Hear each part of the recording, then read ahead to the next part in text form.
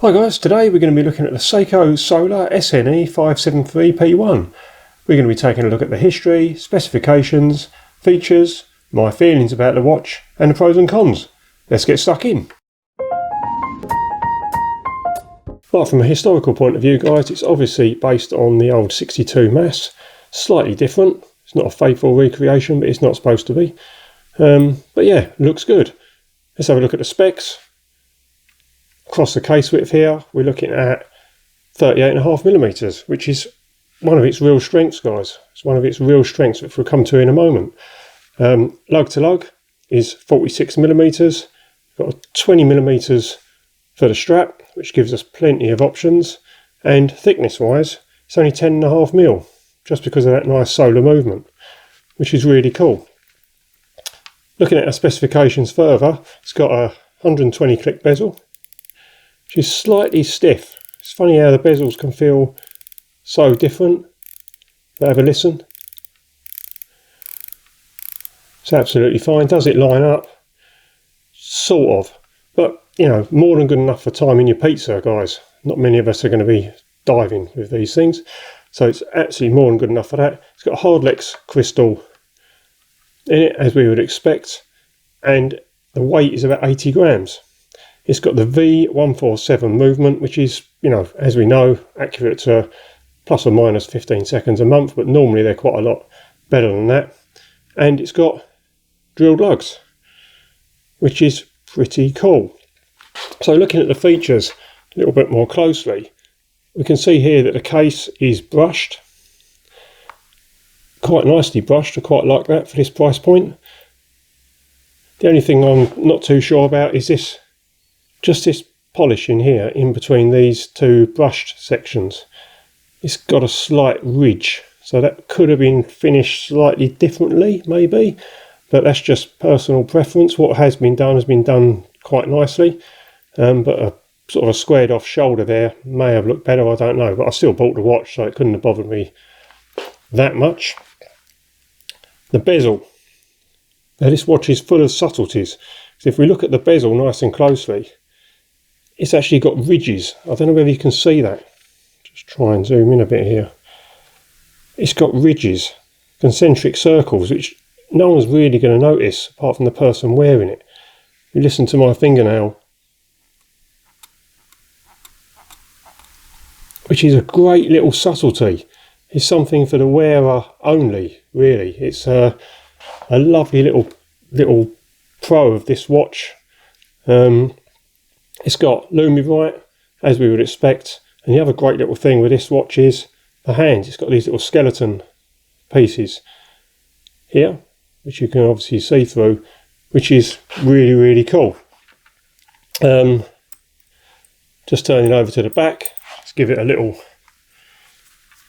clean up there, get my finger marks off it. It's got the usual detailing on the back that we would expect. It's their Pro Specs range. Is a 200m certified diver. It's quite reflective. It's very nice. 6mm bezel, no markings on it. As I say, nice brushing down the side here.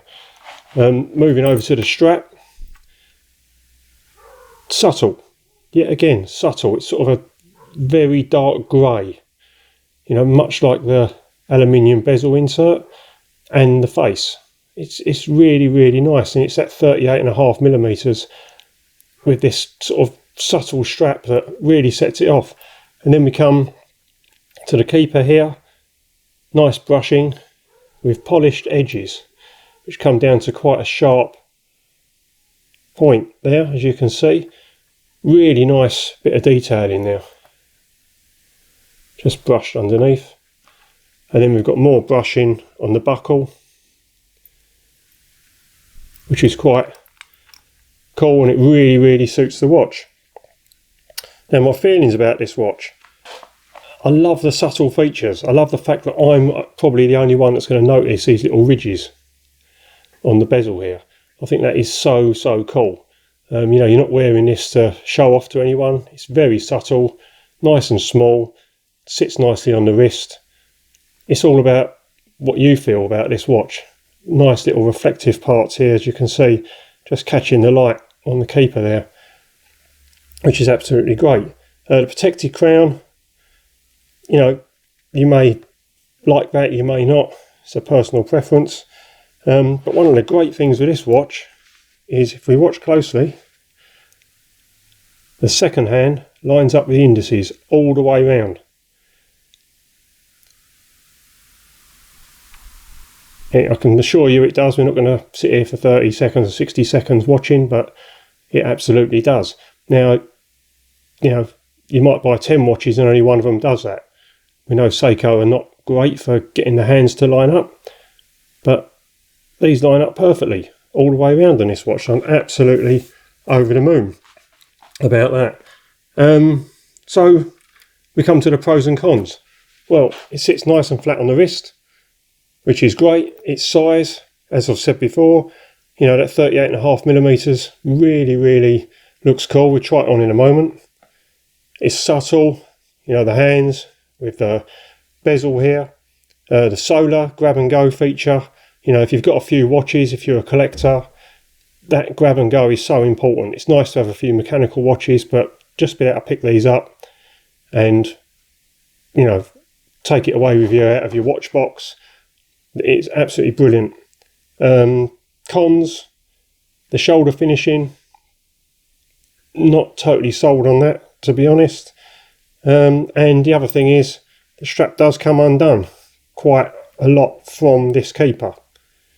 So I don't know whether that's just me. I've tried pushing it down further, but it seems to just come undone. It doesn't come out of the buckle, but it does come undone more than any other watch I've had. Right, let's try it on my 7¼ wrist, guys. Right guys, there we can see it on my 7¼ wrist. You can see how small it looks. Really adds to the effect, that small size. You know, we've all got different size watches, but I'm so pleased I bought this at this smaller size. I think it looks really cool.